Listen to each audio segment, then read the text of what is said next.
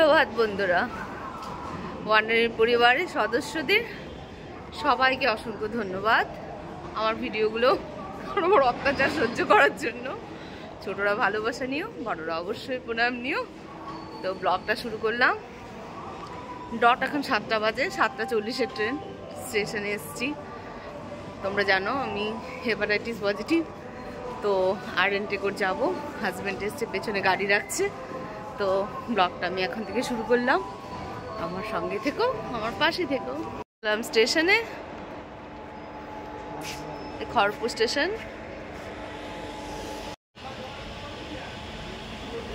গাড়ি চলে আসছে, উঠে যাবো এবার।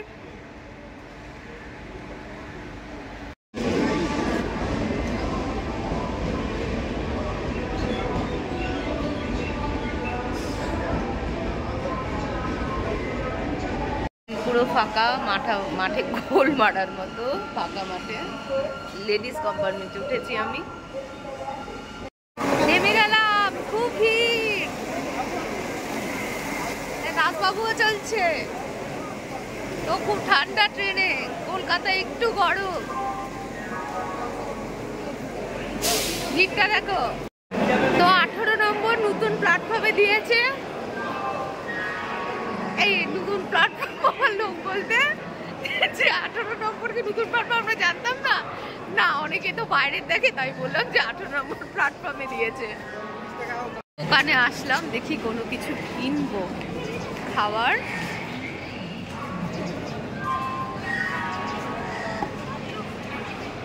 দাদা টাটা করছে।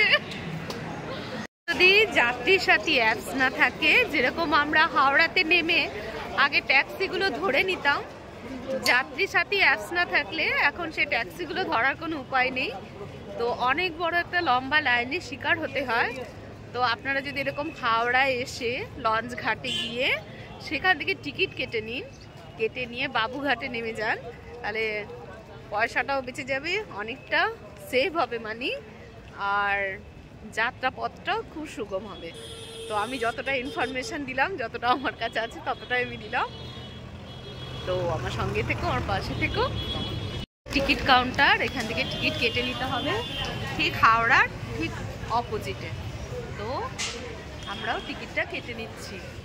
তো লঞ্চ ধরবো বলে, যে গঙ্গা এসছি ঘাটে, লঞ্চ ধরবো। এটাই বেশি সুবিধা মনে হয় আমার।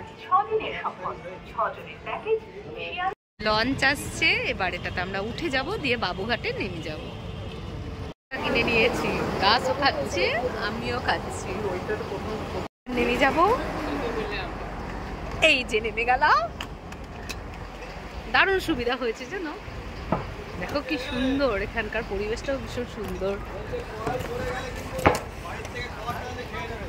এই দেখো সব জাহাজগুলো পেছনে।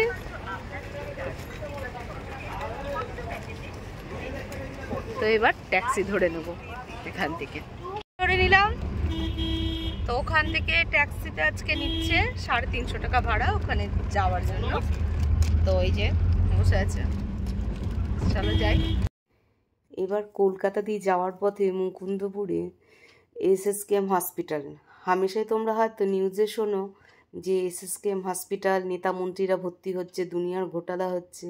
এটা সেই এসএসকেএম হসপিটাল, যেটা সব কিছু এখন টিভিতে নিউজ করলেই সামনে চলে আসছে।